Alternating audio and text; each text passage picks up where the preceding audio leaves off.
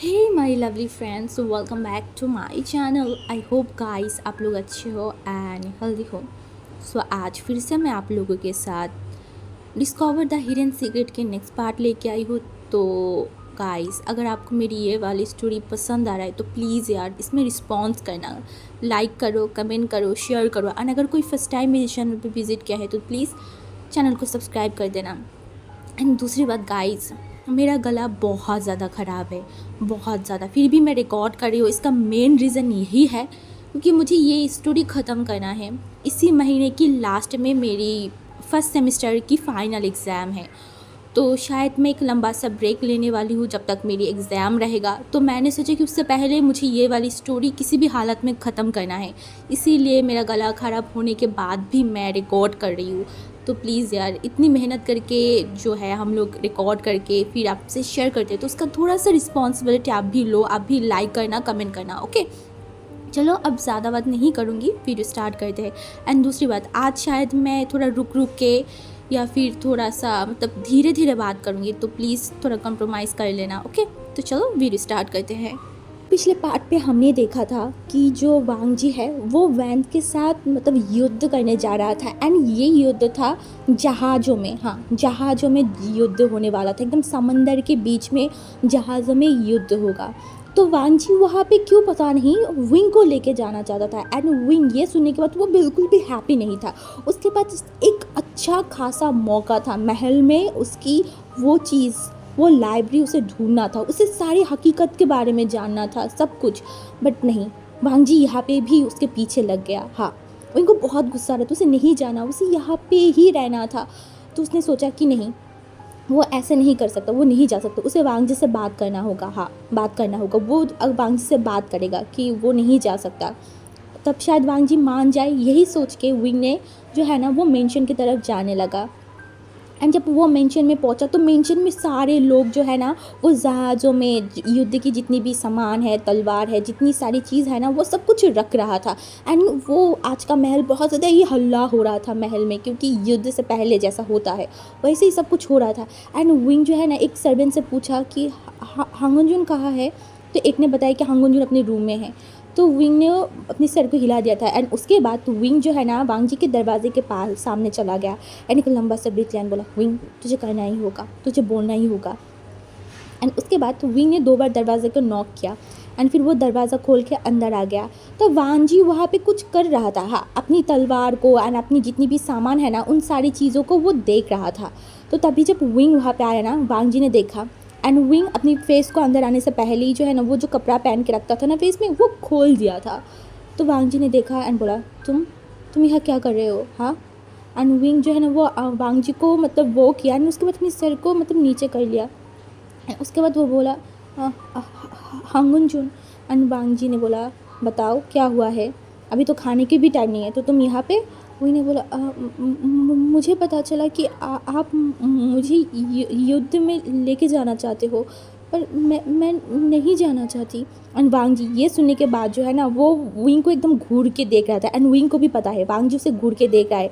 And वांग जी ने बोला तुम मेरी बंदी हो, मैं तुम्हें जो बोलूँगी करना तुम्हें वही है, मैं तुम्हारी राय नहीं पूछा था, तुम्हें मेरे साथ जाना ही होगा।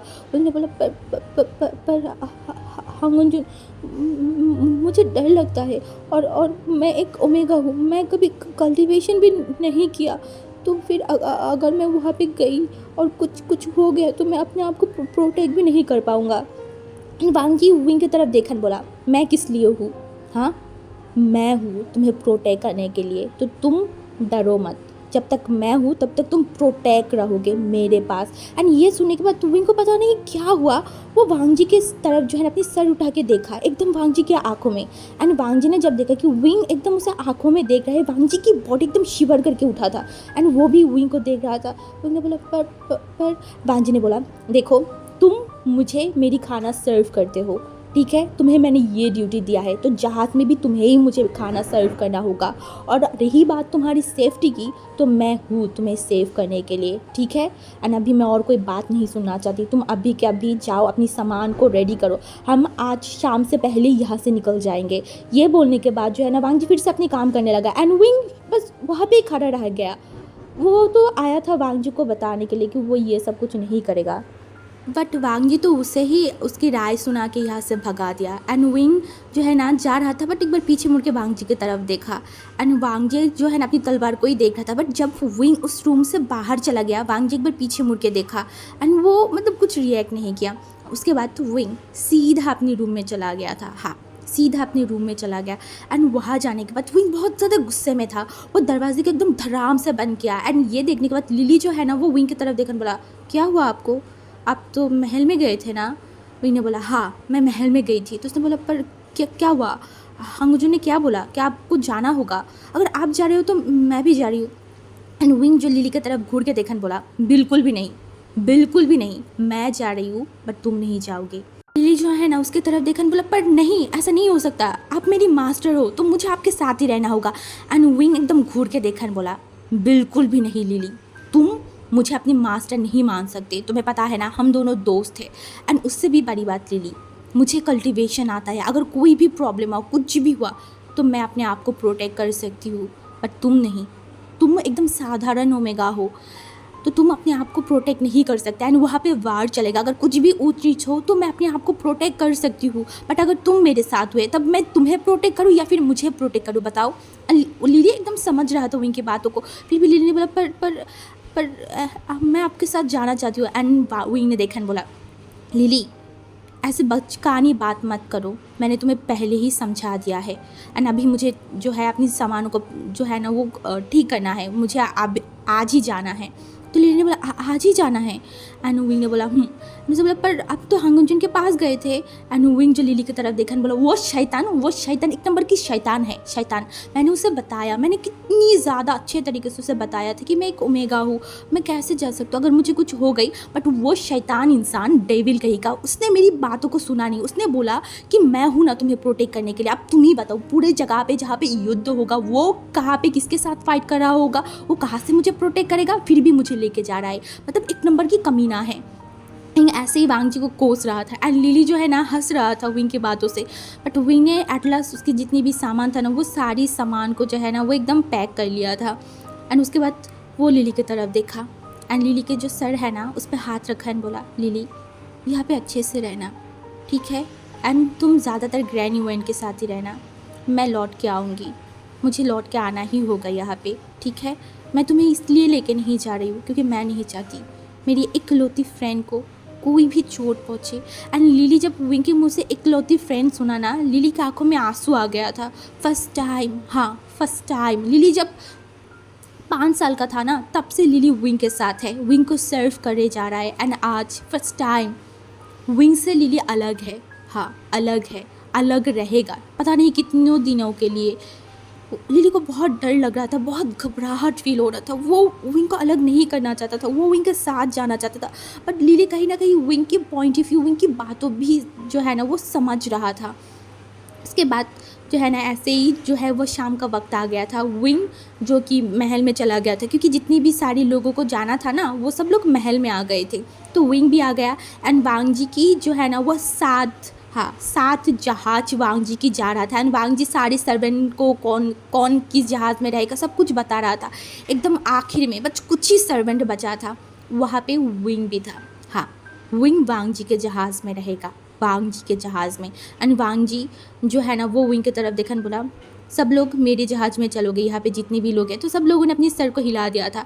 एंड उसके बाद तो वो लोग जो है ना घाट की तरफ जा रहे थे, हाँ घाट की तरफ। एंड बाहर, क्योंकि बाहर मतलब एक ही रास्ते से जाएंगे ना घाट की तरफ, तो वहाँ पे जो है ना रास्ते में ही मतलब विंग की भी घर पड़ेगा, तो लिली भी बाहर खड़े थे। एंड जितनी भी लोग थे ना सब लोग देख रहे थे कि ये लोग अभी युद्ध के लिए जा रहा है, तो ऐसे ही सब लोग देख रहे थे। बहुत लोग तो बोल भी रहा था कि जीत के आना, ऐसे ऐसे बहुत सारी बात हो रहा था।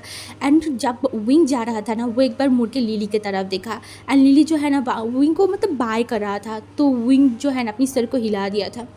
उसके बाद वो लोग घाट की तरफ चले गए थे। एंड उसके बाद तो विंग जो है ना जिस जहाज़ में विंग जाएगा, एंड वांग जी का जो जहाज़ है उसमें विंग चढ़ गया था। एंड कुछ ही टाइम में वो जहाज़ जो है ना वो घाट से मतलब घाट से छोड़ दिया गया था। एंड अभी वो लोग समंदर की तरफ जा रहे थे। तो ऐसे ही जो है ना चलते जा रहा था, तो अभी रात का वक्त हो गया था। हाँ, रात की वक्त हो गया था एंड विंग जो है ना वो खाना रेडी करके वांग जी के पास लेके चला गया एंड वांग जी के पास लेके जाने के बाद विंग वो खाना जो है ना वांग जी को दे दिया था। वांग जी को देने के बाद वांग जी जो देखन बोला तुम्हें तुम्हारी कमरा मिला। विंग जो है ना अपनी सर को हिला दिया था क्योंकि वांग जी ने स्पेशली विंग के लिए एक अलग कमरा, हाँ अलग कमरा दिया गया था। विंग को समझ नहीं आ रहा था कि क्यों उसे ही क्यों अलग कमरा मिला है, बट अब वो कुछ कह भी नहीं सकता एंड इसकी वजह से बाकी ओमेगाओ भी बोल रहा था कि तुम्हें क्यों अलग कमरा मिला है, बट विंग ने भी नहीं पता था विंग को भी, बट ये तो वांग जी ही जाने कि वांग जी ने क्यों विंग को अलग कमरा दिया है। एंड विंग ने बोला कि हाँ एंड उसके बाद वांग जी जो है ना वो खाने में बैठ गया था एंड विंग वांग जी को खाना सर्व कर रहा था एंड वांग जी ने खाना खाया। खाना खाने के बाद जो मतलब रात का टाइम था तो विंग सब लोग सो गए थे। हाँ ऐसे ही जो है ना वैन की जिस एरिया है ना वहाँ पे पहुँचते पहुँचते विंग को या फिर उस जहाज़ को लगभग 1 दिन से ज़्यादा लगा था।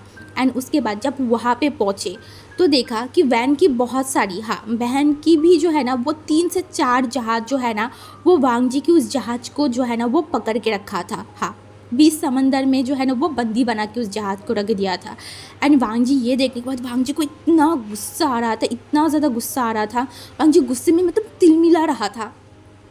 एंड वो उस जहाज़ की तरफ देखा एंड उस जहाज़ में एक इंसान था जिसका नाम था वैन चाओ। हाँ वैन चाओ जो कि वैन फैमिली के सेकंड, हाँ ना नहीं फर्स्ट मास्टर है, मतलब वैन क्लैन की जो क्लैन लीडर है ना उनकी फर्स्ट चाइल्ड है वैन वैन चाओ। एंड वांग जी जो कि है ना वो सामने देख रहा था एंड वो जहाज़ जिस जहाज़ में वैन चाओ था ना वो भी एकदम मतलब वो दोनों की जहाज़ जो है ना वो आमने सामने था बट बहुत दूर था, बहुत दूर था। एंड बीच में तो मतलब बीच में जो है ना वो जो है वो समंदर था। एंड वैन चाओ तब जोर से बोला कि मानना पड़ेगा वांग जी, अपनी कुछ सेनाओं के लिए तुम युद्ध करने चले आए, वाह तुम एक अच्छा सेक्ट लीडर हो। एंड वांग जी ने बोला हाँ मैं हूँ एक अच्छा सेक्ट लीडर, बट मुझे लगता है कि वैन को मेरी ख्वाब बहुत जल्दी चला गया है, शायद वो पिछली बार की वर्ड को भूल गया है जहाँ पे मैंने उनको माफ़ कर दिया था। एंड वैन चाओ ने बोला पिछली बार जो हुआ था वो हुआ था बट इस बार मैं तुम्हें माफ़ नहीं करूँगी और तुम्हारी पूरे क्लैन को लैंड क्लैन को मैं अपने अंडर ले लूँगी। एंड वांग जी ने बोला वो तो दिखा जाएगा कौन क्या करता है। एंड उसके बाद जो है ना वो वॉर स्टार्ट हो गया था एंड वो सब लोग कल्टीवेशन करना जानते थे तो एक जहाज़ से दूसरे जहाज़ पे जा रहे थे, फ़ाइट कर रहे थे, वांग जी भी फ़ाइट कर रहा था, बट वैन चाओ जो है ना ये फ़ाइट में नहीं आया था क्योंकि वो है एक नंबर का कमीना। वो अपनी जितनी भी सेनाएं था ना उन सबको भेज दिया था वांग जी के ऊपर। एंड वांग जी जो फाइट कर रहा था एंड दूसरी तरफ जितनी भी ओमेगा था ना उन सबको जो है ना वो बेसमेंट पे रख दिया गया था। हाँ वो सबको बेसमेंट में रख दिया गया था क्योंकि फ़ाइट स्टार्ट हो गया है। एंड वांग जी ने जैसे प्रॉमिस किया था किसी भी ओमेगा को वो हर्ट नहीं करने देगा एंड सारे ओमेगा उसकी ज़िम्मेदारी है, तो इसीलिए वांग जी जो है ना अपनी जहाज़ में जितनी भी सारी जो अल्फाई थी उन सबको बोल दिया था कि सब लोग बेसमेंट के आसपास रहेगा, किसी की ओमेगा को मतलब किसी भी ओमेगा को कोई भी चोट नहीं पहुंचना चाहिए, कुछ भी नहीं होना चाहिए। बट वैन चाओ तो कमीना है तो वो जो है ना वो पीछे से वांग जी के जहाज़ के ऊपर हमला कर दिया था।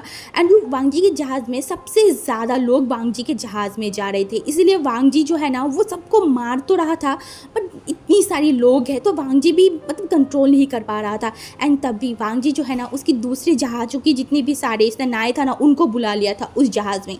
एंड ये देखने के बाद वैन चाओ जो है ना वो हसन बोला इतनी जल्दी ये वार ख़त्म नहीं होगा, तुम बस वेट करो, मैं तुम्हें इस बार हरा के ही मानूंगा। एंड ये बोलने के बाद जो है ना वैन चाओ जितनी भी अपनी सेनाएं था ना सबको बुला लिया था फिर से उसकी जगह पे क्योंकि रात हो गया है एंड इतनी रात में फ़ाइट करना नहीं बनेगा, इसीलिए वो बुला लिया था। एंड उसके बाद जो है ना मतलब वो वॉर उस रात के लिए तो एकदम शांत हो गया था। हाँ एकदम शांत हो गया था। एंड ऐसे ही 2 दिन तक वॉर जो है ना वो चल रहा था बहुत ज़्यादा ही मतलब एग्रेसिवली, बहुत जगहों पे वांग जी की बहुत सारी सेनाएं घायल हो गया था, दूसरी तरफ वैन चाओ की भी जो है ना सेनाई जो है वो घायल हो रहा था।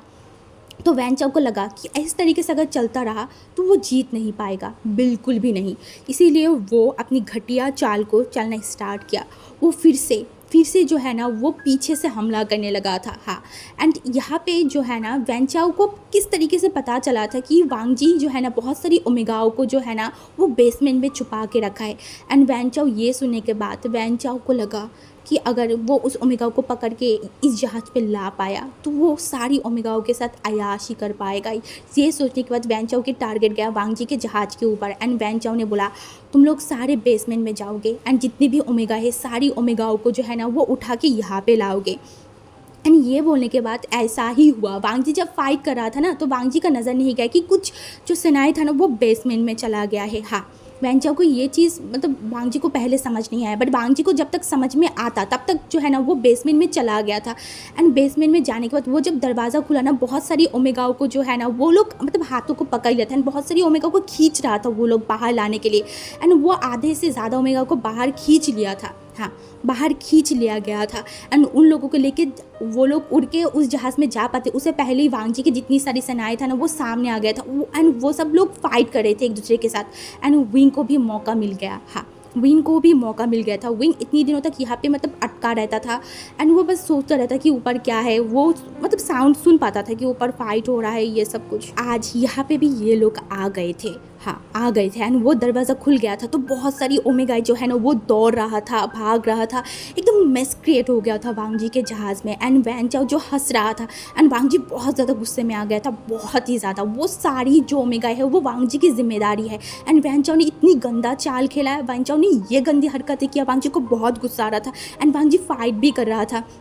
एंड दूसरी तरफ कुछ अल्फा जो है ना वो विंग के तरफ आ रहा था। हाँ, वो विंग के तरफ आ रहा था एंड ये देखने के बाद तो विंग अपनी जो तलवार था ना, क्योंकि उसके पास भी एक बैग था जहाँ पे कल्टीवेशन की सारी चीज़ें रखा जाता था, तो विंग ने उस बैग से जो है ना अपनी तलवार को बाहर किया एंड वो आसपास देखा तो वहाँ पे सिर्फ वैन्स लोग ही थे एंड और कोई नहीं था।